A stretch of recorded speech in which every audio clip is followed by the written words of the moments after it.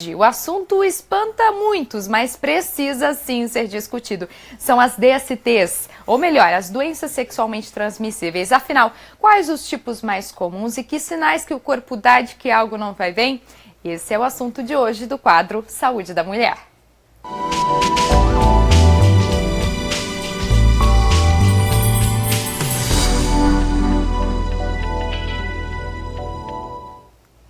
Doutor Belarmino José da Silva já está aqui. Boa tarde, doutor. Boa tarde, Fran. Seja bem-vindo de novo. Boa tarde, sempre pessoal de casa, uma repercussão grande aqui. Ó, você que está nos assistindo, eu sei que muitas vezes muita gente não quer dar um nome, né? Não porque quer é um assunto um pouquinho mais delicado. Tem sim a chance, é só botar na mensagem que você não quer se identificar, que a gente vai ler e responder da mesma forma. Então anota aí o nosso WhatsApp.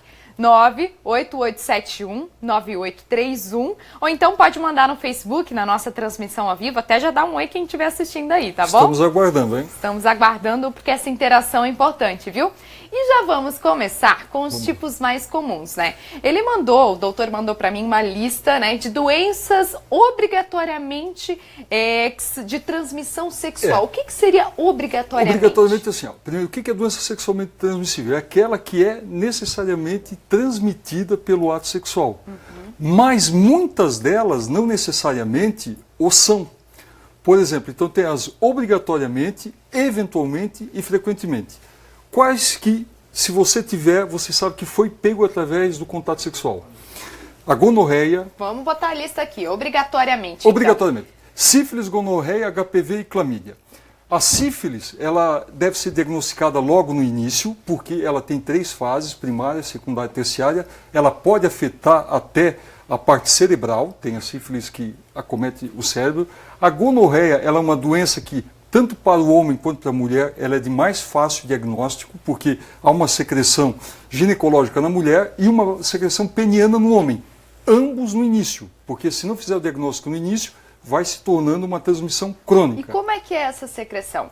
É uma secreção purulenta, amarelada e tem odor, e dá uma certa irritabilidade, tanto na mucosa da vulva quanto peniana. Há uma certa coceira, diferente de corrimentos femininos, que muitas vezes são assintomáticos, são presentes, mas não têm esse odor, essa coceira. O HPV são as famosas verruguinhas, que são altamente contagiosas e são os precursores do câncer de colo do útero, 99%. Tem várias cepas, aí tem um estudo, para fazer um programa só sobre o HPV. E a clamídia, que é a do momento. A clamídia é aquela que é a principal causa de esterilidade, a principal causa de acometimento em adolescentes. Ela dá principalmente uma infecção chamada bartolinite. Na entrada da vagina tem 2 glândulas que mantêm a lubrificação da vagina. Essas 2 glândulas, quando são contaminadas pela clamídia, que é uma doença sexualmente transmissível, ela obstrui e cria 2 caroços grandes, 2 abscessos. Ah, então ela dá sinais. Muito evidente. Muito evidente. E assim, a partir de quanto tempo depois da infecção? Vai depender da imunidade da paciente, porque se ela estiver legal, pode levar de 10 a 15 dias. E se ela já estiver imunossuprimida, entre 7 e 8 dias. 7 a 8 dias já aparecem os sinais. Já aparece. Importante. E a importância, Fran, da clamídia é o seguinte, ela é a principal causa de esterilidade, porque ela não fica somente na parte do colo do útero, ela sobe, ela vai para as trompas, ela dá uma inflamação de trompas, gera uma infertilidade e uma dor abdominal muito forte. E no homem, um desconforto para urinar. É aquele caso que a mulher tem dor para urinar, ou o homem tem dor para urinar, arde, queima, e faz os exames, dão tudo negativo, a gente chama isso de uretrite, e quando vai no urologista ou no ginecologista com um exame específico, a gente consegue diagnosticar a clamídia. Legal. Gente, é um assunto super sério. É muito sério. E vale a pena realmente ficar atento a esses sinais. E quais seriam as frequentemente de transmissão sexual? Esse termo é muito feliz. Por exemplo, o HIV, geralmente, o que a gente pensa? Se uma pessoa for soropositiva, que talvez tenha pego sexualmente transmissível. A gente sabe que não é. Pode pegar num salão de beleza, pode pegar numa transfusão de sangue, não é necessariamente, é classificada como DST, mas não especificamente vem do contato sexual. A vaginose bacteriana é a Gardnerella. É uma bactéria que habita o intestino e ela tem propriedades de invadir a vagina e acabar dando um corrimento de amarelo esverdeado com odor. trazendo muito desconforto para a mulher. Geralmente é uma secreção, a vaginose bacteriana ou Gardnerella, que vem depois da menstruação, que nós temos duas principais, que é a candidíase e a vaginose. A candidíase é muito comum, né? É muito comum. Ouve-se muito falar sobre a candidíase.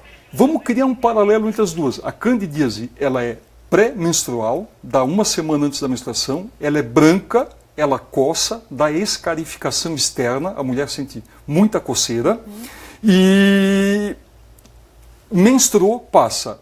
Já a vaginose, aqui é um fungo e aqui é uma bactéria. A vaginose é pós-menstrual, ela é amarela, não é branca, e tem um odor muito forte. A gente chama cheiro de amônia.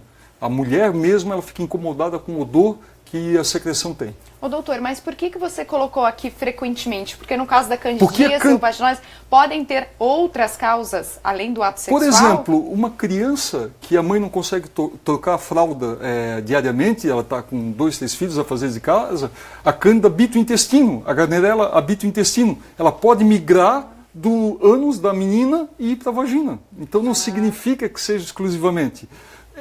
Já a vaginose e a candidíase também estão muito relacionadas com o sexo anal. Olha só. Então é importante a gente saber que não necessariamente uma menina ela pode ter, uma moça, uma mulher, uma infecção por qualquer uma dessas 4 e não necessariamente foi pega através de um contato sexual. Doutor, é aquelas obrigatoriamente só sexual. Só sexual. Só sexual. Tanto o Sífilis, ato sexual gonorreia, quanto HPV. o sexo oral, por exemplo? Contato íntimo, o ato sexual se associa muito à penetração.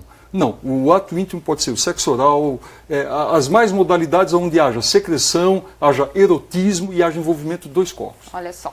Gente, assunto super sério, eu já sei que tem perguntas no nosso WhatsApp, só para lembrar vocês, se você tem perguntas, não quer se identificar, não precisa, pode mandar para o nosso WhatsApp e já faz esse pedido, tá bom? A gente vai agora para um rápido intervalo, mas ainda hoje você vai conferir o resultado do quadro Transformação. A contemplada foi a Rose e ela ficou ainda mais linda. O antes e o depois você assiste no próximo bloco. Já volto. Olá, estamos de volta e hoje falando sobre doenças sexualmente transmissíveis aqui no quadro Saúde da Mulher com o Dr. Belarmino. Muita gente mandando pergunta, mas a gente, no primeiro bloco, explicou para vocês as doenças obrigatoriamente de transmissão sexual, as frequentemente de transmissão sexual, ou seja, não é só apenas no ato sexual que elas podem aparecer. E agora a gente vai mostrar eventualmente. Por que eventualmente? Bom, então a escabiose, mais conhecida popularmente como sarna, pode ser pega durante um ato sexual. O oxiurus é um verme que pode ser transmitido através do contato íntimo. A hepatite, principalmente no sexo oral, o portador de hepatite A ou B pode transmitir para a mulher ou vice-versa, a mulher para o homem.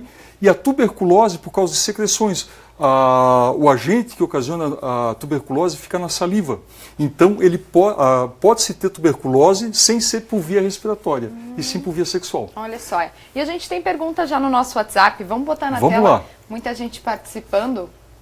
O que significa coceira nas partes íntimas? A pessoa não se identificou e tá certo, gente. Foi o pedido que a gente fez. Então tá. A coceira é um leque muito grande. Ela vai poder ser a própria escabiose, pode ser o excesso de ácido úrico, às vezes a pessoa tem um sobrepeso, não tem uma ventilação adequada na região, trabalha sentada, usa uma roupa íntima muito justa. Mas qualquer desconforto é importante procurar para um especialista. Às vezes até pode ser uma alergia, né, Fran?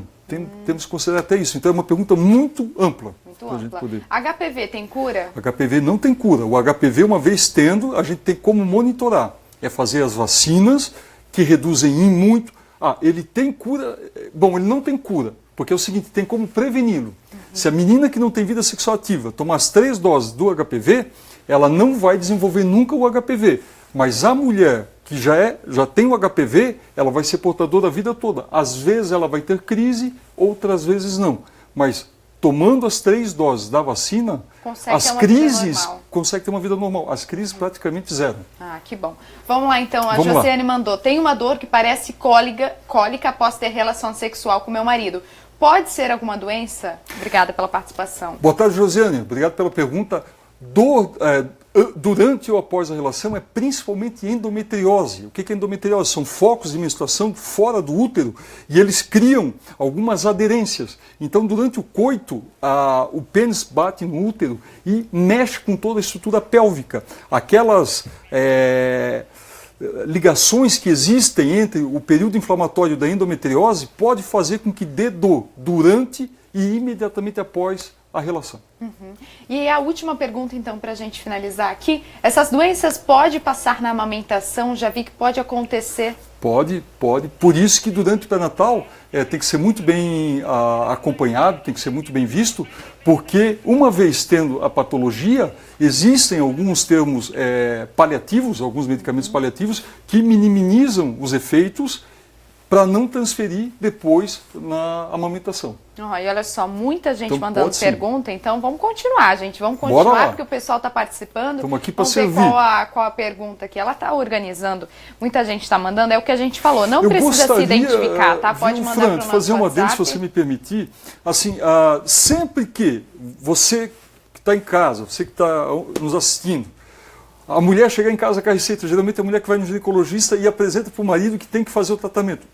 Todas essas doenças que nós estamos conversando aqui é tratamento do casal. O casal, durante o tratamento, não deve ter atividade sexual, não deve ingerir álcool durante o tratamento, porque o álcool não é a quantidade dele, mas a presença dele neutraliza tanto o antifúngico, o antibiótico. Então, assim, que o casal faça o tratamento junto para não ter recidivas. Porque muitas vezes a mulher chega em casa, ela faz a parte dela e o parceiro não faz.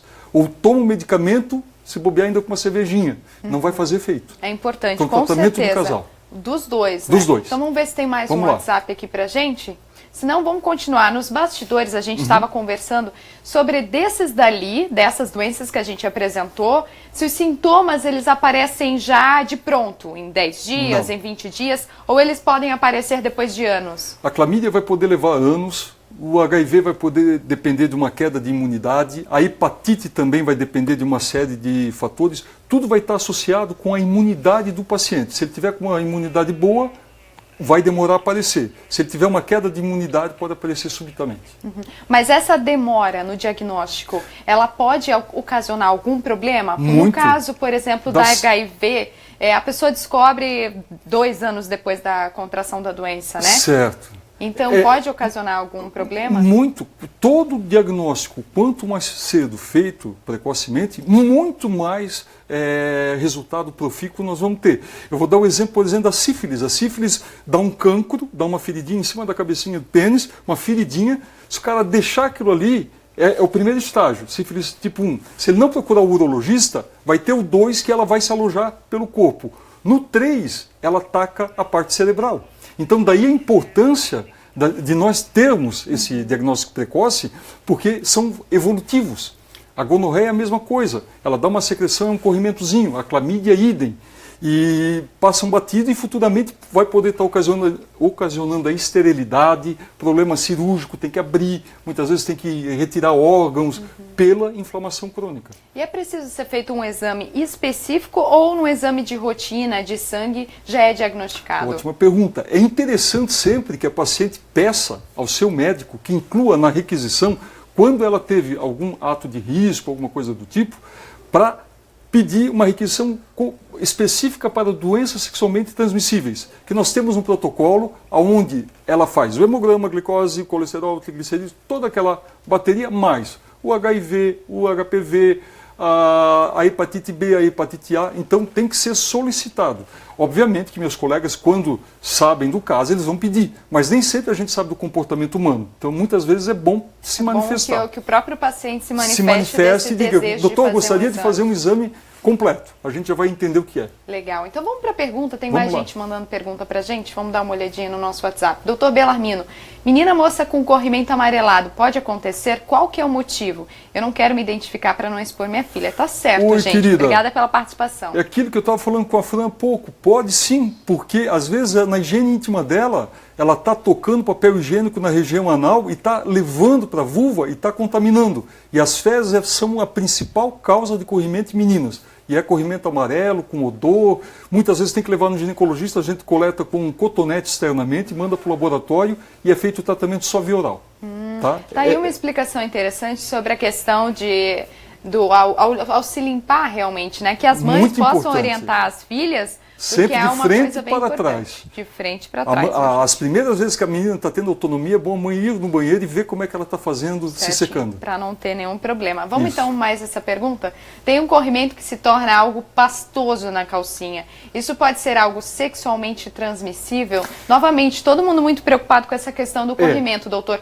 Quando que você acredita que seja realmente preocupante? E quando que é normal? Quando que é normal? Quando ele for espesso, transparente, claro, não tiver odor, não tiver prurido, não tiver coceira. Corrimento amarelado, esverdeado, pastoso, feito uma nata, digamos assim, com coloração branca, muito denso, que dá sintomas, dá desconforto, tem que ser investigado.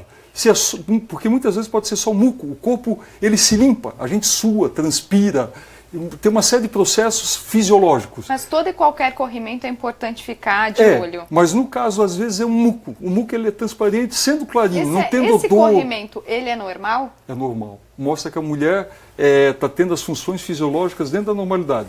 Agora, se tiver cor ou sintoma, tem que procurar o especialista. E no caso daquele absorvente que eles dizem que é o diário, né? Pode-se usar? É péssima ideia, porque o diário, ele tampona, ele cria meio de cultura.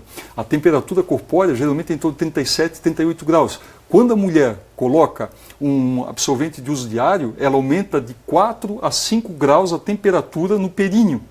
E esse aumento de temperatura prolifera o número de bactérias. E muitas vezes esse protetor funciona como uma canaleta, que une a parte de trás com a parte da frente, trazendo aquele resíduozinho que a mulher durante o trabalho foi lá, foi fazer sua higiene, ficou um resíduo e pega na pontinha do protetor e leva para outra ponta, então, que é anterior. É totalmente não é aceitável. E daí a calcinha, o ideal diariamente seria uma de algodão, alguma coisa nesse sentido. A gente diz assim, somente quando o sangramento for muito importante, a mulher tiver com as atividades de trabalho, um evento, alguma coisa, esporadicamente ela vai poder usar. Mas o uso diário é algo muito forte para nós, é algo assim que é muito condizente a criar problemas. Viu só, gente, ó, assunto super importante. Muito obrigada pela participação de vocês e obrigada pela participação, doutor. Esclareceu muitas dúvidas aqui pra gente. Eu que agradeço. Obrigada. E até daqui a 15 dias, pessoal. Até daqui a pouco.